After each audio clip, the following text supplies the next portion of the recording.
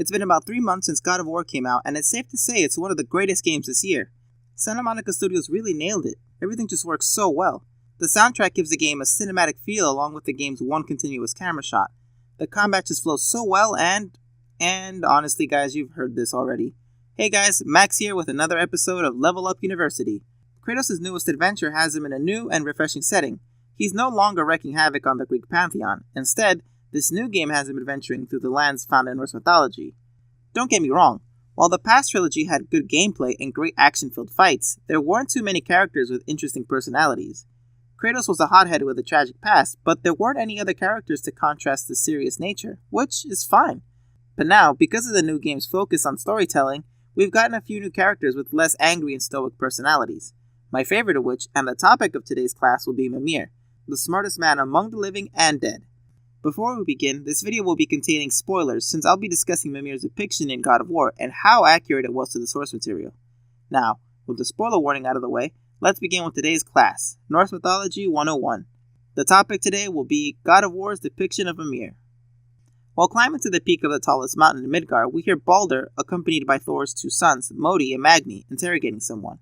We essentially become a fly on the wall and listen to someone sass the crap out of the trio when they ask where Atreus and Kratos are.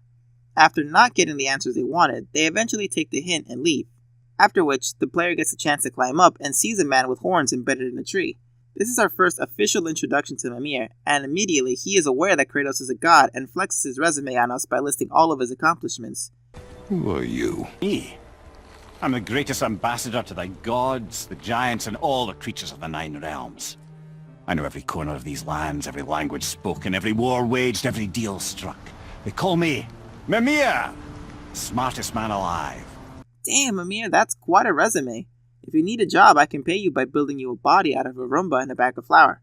Let me know. Mimir gives Kratos and Atreus some unfortunate news, and informs them that their journey to scatter the ashes of Kratos' wife at the tallest peak in all the realms is not over, because the highest peak is in Jotunheim. Kratos and Atreus offer to free him from his wooden imprisonment, but he tells them that there's a spell placed on him by Odin that will not allow his body to leave. So they do the only logical thing and cut off his head and take it to Freya, the witch in the woods. She reanimates the head, and he becomes the duo's guide throughout the game, and Atreus' unofficial uncle.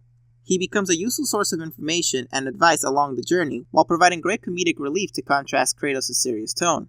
So, how does this compare to his role in Norse mythology? Pretty well, actually. He is described as being the wise counselor of the gods in Norse mythology, and is held in high regards for having knowledge of past traditions and events. In the Norse tales, Mimir is beheaded by the Vanir gods during the war between the Vanir and the Aesir gods.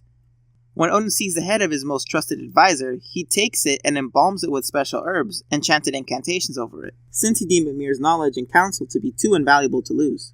Odin would use the head in times of need where it continued to give him advice. It's said that the walking... he doesn't have a body anymore, so that's not the right way to put it. It's said that this dangling fountain of knowledge received his smarts from his own well of knowledge. At the base of the world tree Yggdrasil lies the Well of Erd, or Mibispremir. This is where Mimir himself was said to drink from to gain his smarts. The only other person allowed to drink from this well was Odin, but only after he sacrificed his eye. This is the reason behind his depiction. Unfortunately, there aren't many depictions of Mimir. Some accounts say that he's a giant, while others say that he's one of the Aesir, so I can't really say if his appearance is accurate. But overall, his representation in-game is pretty accurate, down to his beheading. The biggest difference is his relationship to Odin. In-game, he has a hatred towards him because Odin is portrayed as a huge scumbag. This is in stark contrast to the Norse tales, where Odin asks for his advice in times of need and is not as crazy and power-hungry like in-game. And, he doesn't fuse him to a tree or torture him. However, this may be one of those cases where the victor of the war is the one who gets to shape history the way they want. Well, that's all I have for today. However, I'll be analyzing the other gods and characters in-game, so let me know if there's anyone you would like me to make a video about. If you liked the video, leave a like. That'll let me know that I did a good job. And if you did like it, consider subscribing since I'll be making more videos like this in the future. Anyway, everyone, thank you so much for watching, and I'll see you in the next class.